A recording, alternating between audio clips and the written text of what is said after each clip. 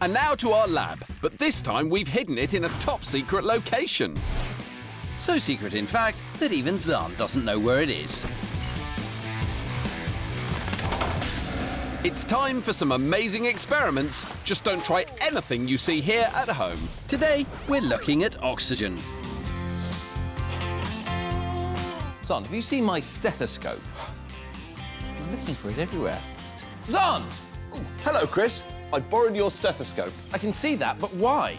I'm counting the number of breaths I'm taking so that I can find out how much oxygen my body can extract from the air in a day. So far, I'm at 8,229. 8,230. By my calculations, by the end of today, I'll have taken 19,000 breaths. That's pretty amazing, isn't it? That is amazing. But Xand, if you really want to know how much oxygen you can get out of the air we breathe... I do! You're going to need to use a breath-by-breath gas analysis system. Oh. Well, if only we had one of those. I do, it's over here. What? This machine will show us how much oxygen Xand breathes in from the air and how much his body actually absorbs in 1 minute. OK, Xand, you can take the mask off and stop breathing. So your breathing frequency is 20, ventilation 9.5 and CO2 is 0.3. All clear? No, I don't understand what any of that means. OK, perhaps I'd better explain this in terms of cans of air. Come over here, Xand. Now, the machine told us that in 1 minute, you breathed 9.5 litres of air. That's the equivalent of these 27 cans. Brilliant! I've always wanted 27 cans of air. So I get to keep all these cans? No, Xand. Air is only 20% oxygen. The rest is made up of other gases like nitrogen and carbon dioxide. So, in fact, of these 27 cans, only these 6 have oxygen in them. So I'll just take these ones away. Great! So I get to keep 6 cans of oxygen. No, because your body can't soak up oxygen that quickly. The machine shows that in 1 minute, you only absorb 1 can's worth. One lousy can? Well, this is completely useless. What am I meant to do with 1 little can of oxygen? Well, actually, Xand, you would be amazed at what your body can do with 1 can's worth of oxygen. Come on, Xand, I'll show you. Oxygen is used in chemical reactions in your body to create energy. You need energy for everything you do. Walking, eating, And skipping. yes, Xand. So, do you want to see how oxygen helps to make energy? Yes, please. Good. Let's blow stuff up. Firstly, I filled this balloon with hydrogen because it's a gas that burns well in air without extra oxygen, so you can see the difference later. Oh! Ooh! What do you think of that, Xand? That was really good. It was really good. Look, I don't want to hurt your feelings, but it wasn't great. Well, that, Xand, is because I didn't add your little can of oxygen. And you really think this little can of oxygen would make a difference? Yes. At the moment, the hydrogen can only burn using the oxygen in the air around the balloon. If we put that can of oxygen inside the balloon, everything will happen a lot quicker. OK, in 3, 2, 1. Oh! That was great! That's amazing! Just from adding that tiny amount of oxygen. In your body, of course, you don't have an explosion.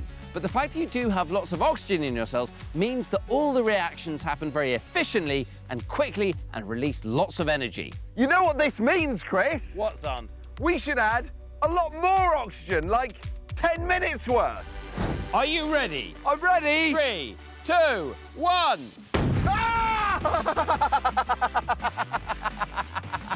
That's amazing. That's really good, isn't it? I feel like my whole face has been slapped. Very, very powerful shockwave. So we've shown you how much oxygen your body absorbs from the air, and even though it's only a small percentage, that oxygen is vital to making the reactions in your body happen efficiently. You know, this oxygen stuff is amazing. I'm going to try and get me some more of it.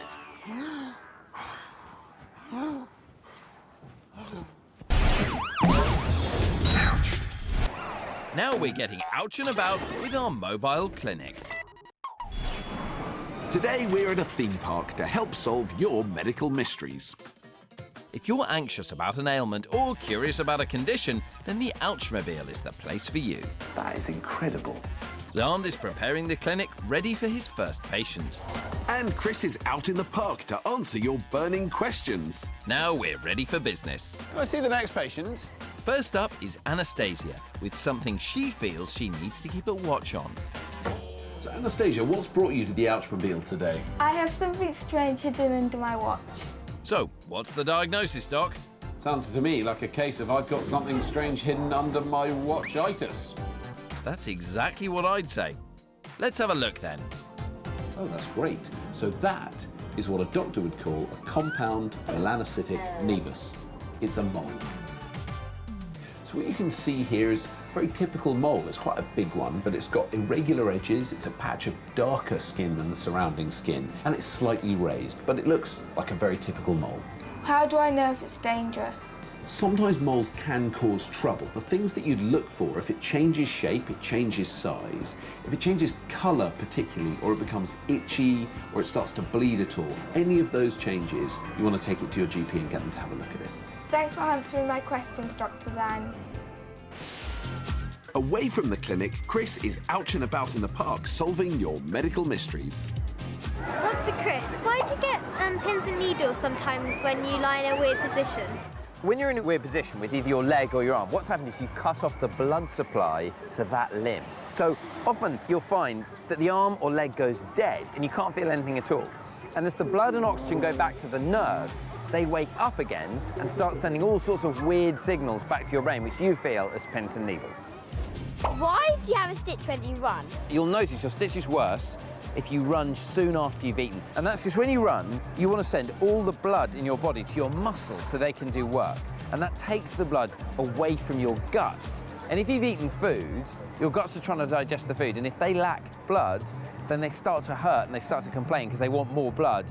So if you run on an empty stomach and you warm up slowly, you won't get the stitch. Back at the clinic, there's a familiar face in the waiting room. Can I have the next patient? Oh, it's you again, Anastasia. Yep, she's back for more. So Anastasia, how come you're back? All my friends in my school have an innie belly button, but I have an outie. What's the diagnosis, Doc? Sounds to me like a case of I've got a belly button that doesn't know where it's supposed to be, itis. Spot on. That is a very impressive outie belly button. So why do I get an outie belly button?